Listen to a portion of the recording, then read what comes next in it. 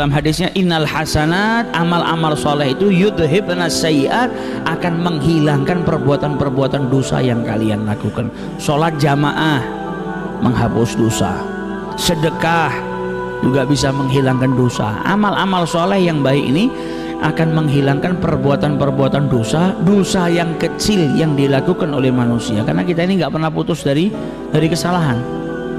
Dalam sehari semalam ada syaitan, ada hawa nafsu yang menjadikan terkadang manusia itu terjerumus ke dalam perbuatan dosa.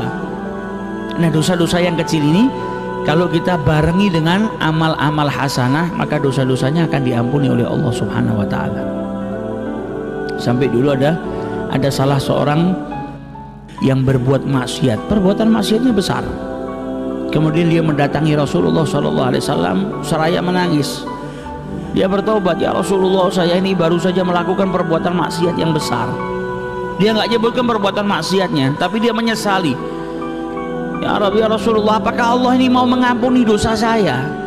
Saya ini terjerumus ke dalam perbuatan maksiat yang naudzubillah, menjijikan, dosa yang besar. Sama Rasulullah dihibur, ditanya, mana yang lebih besar, dosamu atau langitnya Allah Subhanahu wa taala? Orang ini saking merasa dia ini terjerumus ke dalam perbuatan dosa yang besar, dia katakan apa? Dosa saya lebih besar daripada langit. Ditanya lagi sama Rasulullah, mana yang lebih besar, dosamu atau kursi Allah Subhanahu wa taala? Dosa saya ya Rasulullah. Mana yang lebih besar, dosamu atau arsy-Nya Allah Subhanahu wa taala? Dosa saya lebih besar ya Rasulullah. Maka Nabi bertanya lagi, mana yang lebih besar, dosamu atau pengampunannya Allah Subhanahu wa taala? Maka dijawab oleh lelaki ini, sudah pasti ampunan Allah lebih besar daripada apapun ya Rasulullah. Ya sudah, kalau begitu jangan pernah berputus asa untuk meminta ampun kepada Allah Subhanahu wa taala. Kata Rasulullah, kalau begitu berbuatlah amal baik, berjihadlah di jalan Allah Subhanahu wa taala, niscaya dosa-dosamu akan diampuni sama Allah. Jadi perbuatan baik ini akan menghapus perbuatan buruk. Kata Nabi, jihad fisabilillah, berjihadlah di jalan Allah.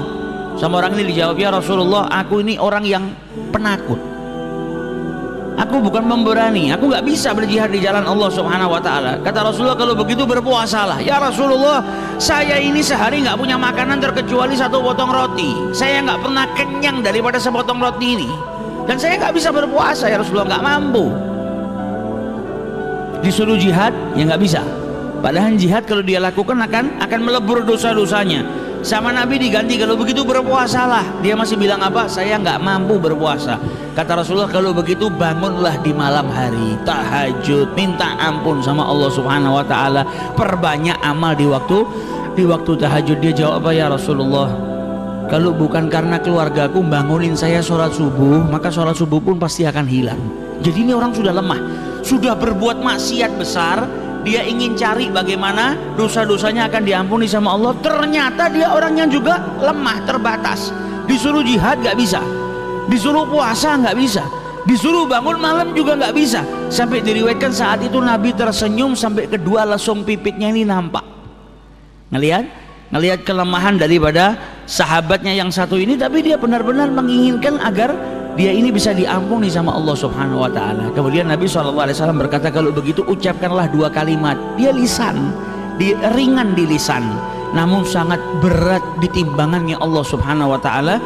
Dan dua kalimat ini sangat dicintai oleh Allah Subhanahu wa taala. Habibatani ilar rahman, subhanallahi wa bihamdi, subhanallahil azim, fa'al, kata Nabi. Maka kerjakanlah.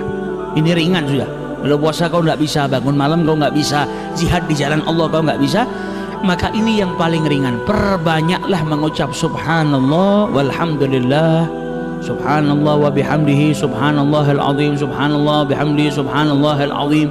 Maka ini dua kalimat ringan di lisan, berat di timbangannya Allah, sangat dicintai oleh Allah Subhanahu wa taala, maka dia lakukan. Ini menunjukkan kalau setiap dosa yang dilakukan manusia daripada dosa-dosa yang kecil, maka kalau dia mau bertobat kepada Allah, kemudian dia beramal hasanat, beramal soleh, maka dosa-dosanya akan diampuni.